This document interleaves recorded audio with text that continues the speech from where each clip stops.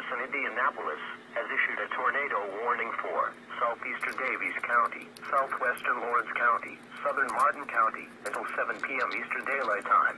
At 6:23 p.m. Eastern Daylight Time, National Weather Service Doppler radar indicated a severe thunderstorm capable of producing a tornado. This dangerous storm was located 8 miles southwest of Shoals, or 21 miles east of Petersburg, and moving southeast at 45 miles per hour. Locations impacted include Lacey, Giron, Roland. Take cover now. Move to an interior room on the lowest floor of a sturdy building. Avoid windows. If in a mobile home, a vehicle, or outdoors, move to the closest substantial shelter and protect yourself from flying debris. Repeating, a tornado warning has been issued until 7 p.m. Eastern Daylight Time for the following counties in Indiana: Daviess, Lawrence, and Martin.